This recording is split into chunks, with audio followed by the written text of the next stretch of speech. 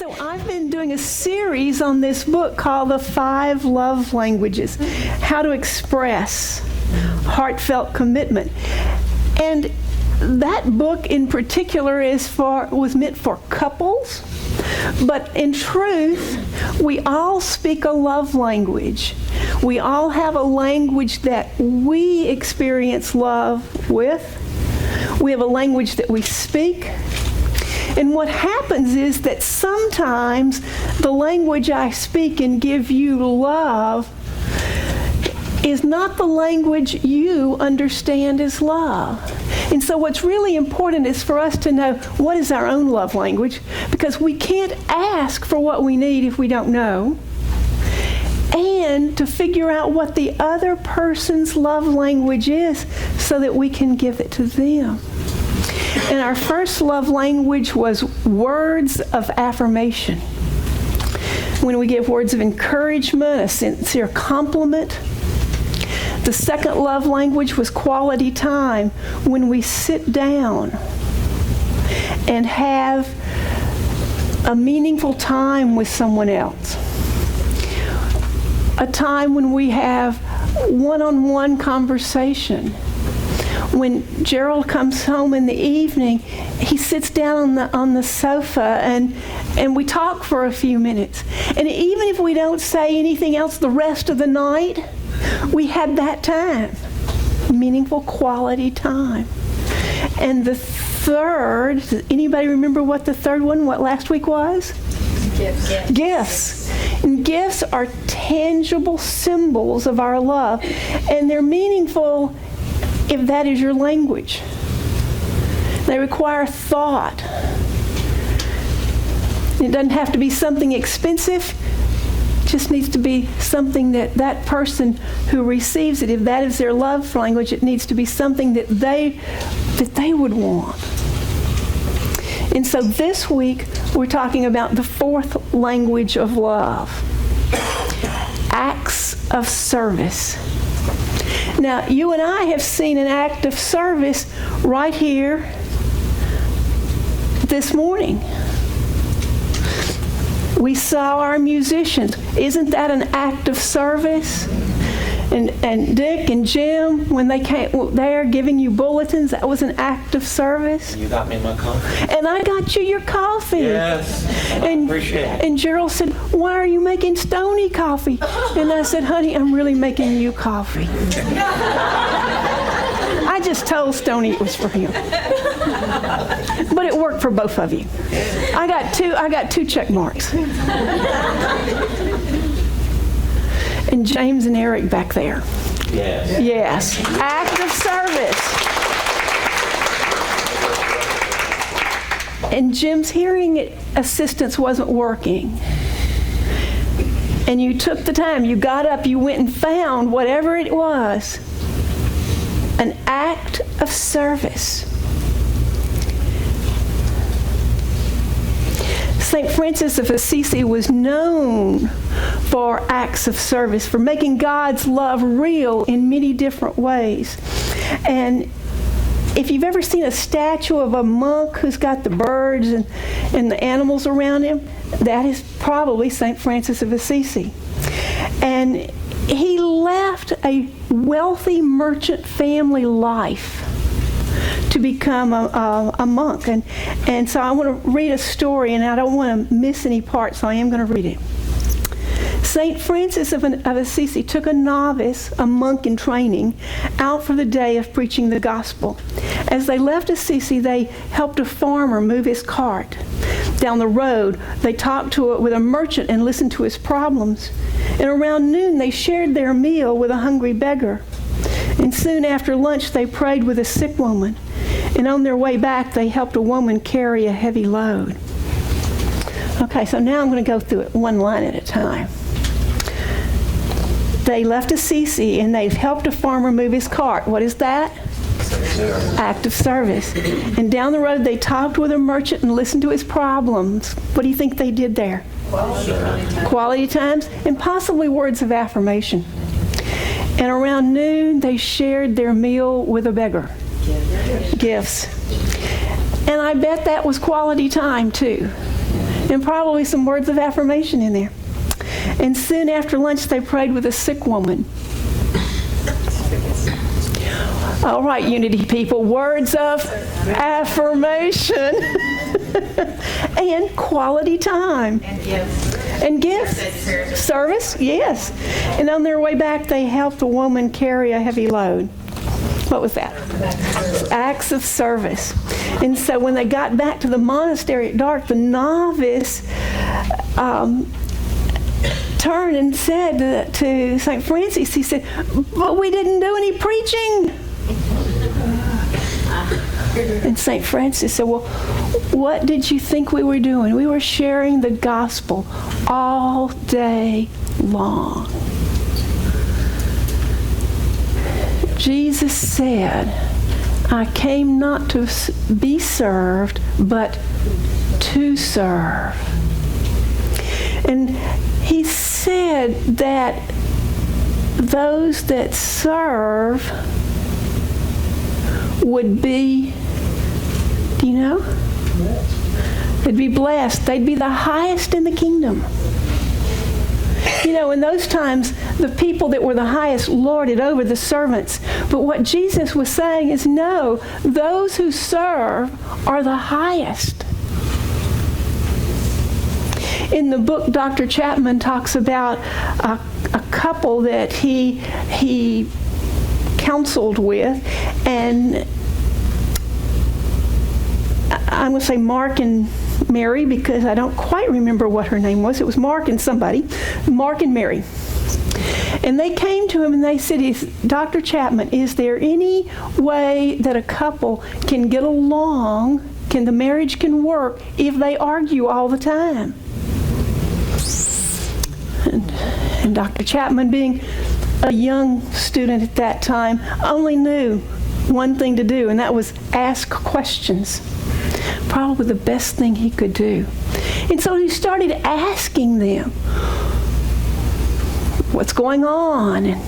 And Mark says, "You know, Mary doesn't like it when I go hunting. I go hunting on Saturdays, and she doesn't like it. And during hunting season." And Mary pipes up, "Yes, and when it's not hunting season, you go fishing. And she wants me to go to church on Sunday morning and Sunday night. Now, I don't mind going Sunday morning, but I don't want to go Sunday night. I want to rest." And he said, "Besides all that, I come home and the house is a mess. Dinner's not started. The baby's got a dirty face. There's shoes on the floor." Dr. Chapman all of a sudden gets this idea here in his mind. He gets a couple of ideas. One, he realizes that Mark is working out of a stereotype. So he asked Mark, tell me about your parents' marriages." "Well, my father worked and my mom stayed home and she kept the house spotless. She had meals on the table right on time every day."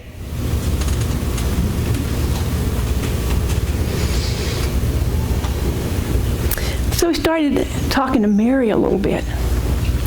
And Mary said, "Well, you know, he doesn't want to wash. He wants me to wash the car. He doesn't mow the grass, but he wants me to keep the house spotless. He doesn't ever help me. And on Sunday night when I want to go to church and he doesn't want to go, he gets mad when I go." And of course Mark says, "No, I don't."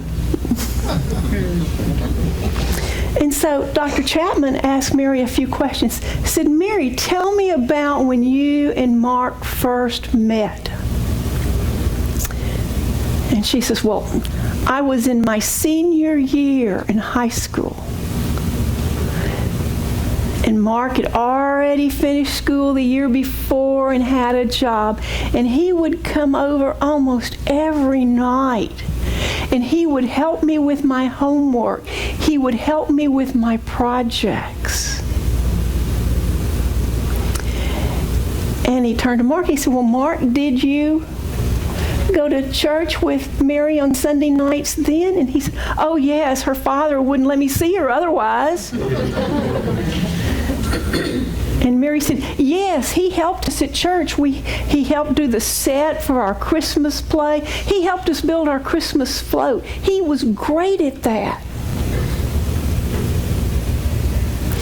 And so one of the little bubbles in the book is what happens during courting you can't expect to happen after marriage. I thought that was kind of cute.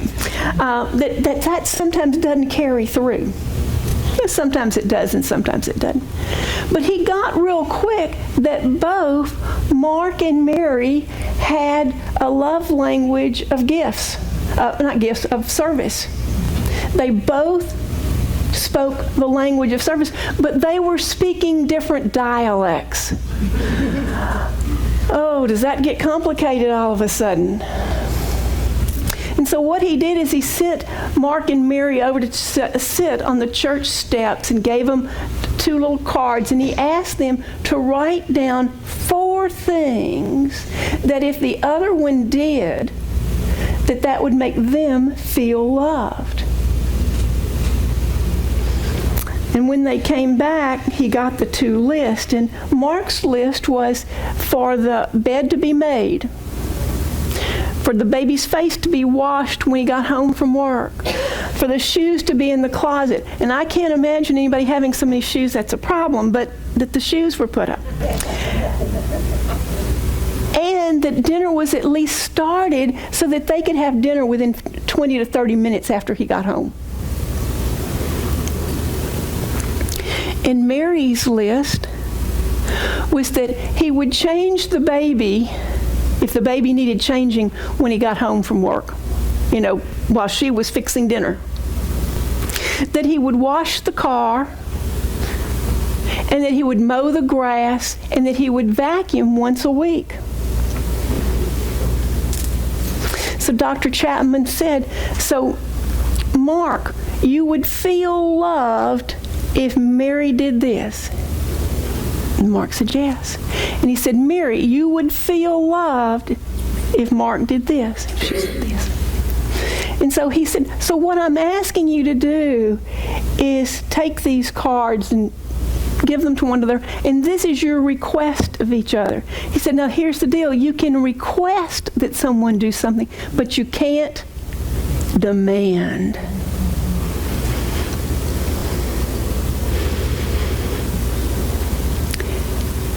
Mark and Mary went on to have a great marriage because they learned how to speak each other's dialects.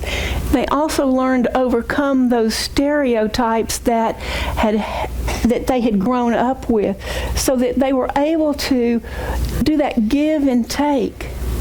And so what this book is really all about is us learning to give and take. To give what the other person needs to have their emotional tank filled, and for us to know what we need and to ask for what we need, so that our partner or our friend can return that to us. I have a friend who's going through some trauma at this time, and I asked her, what can I do for you? And she said, what I would like is to have one quality time visit with you each week. It was really clear. And so we spent one of those quality times sitting on the sofa at my house just talking. Another quality time we went and did something together. But she was really clear, and it made it easy for me to fulfill that request because I understood the request. I know what to do, and I can schedule time to do it. It's not nebulous. And so when somebody needs something, it's sometimes hard for us to ask for what we need. But what we need to know is that the person who's offering, the person that loves us, the person that wants to give to us what we need, if they don't know, we need to tell them. I had this show up in my life in a different way, and I meant to mention it last week about receiving gifts. My son gives my daughter-in-law the best gifts.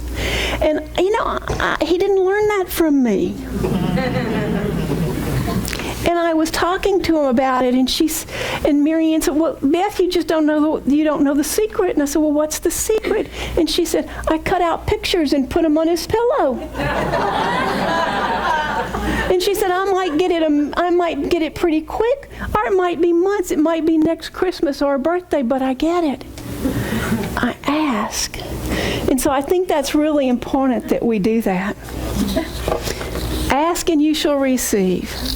And Gerald's favorite thing that he says to me, "Beth, if you don't ask, you're not going to get." Jesus was a person of service. We can look through all the stories and we know that he healed the sick. He fed the hungry. He spent time with those who were marginalized. And he served those people who were closest to him. One of the greatest acts of service that we see in the Bible is when Jesus washed the feet of his disciples. Now back then, they wore sandals. They lived in a kind of a deserty place, and they would walk around all day, and their feet would be dirty. And so what was normal if you went to someone's house is that a servant would wash your feet. And so when they came to that upper room, and Gerald and Jesus, there's Christ in everybody. When Jesus washed their feet,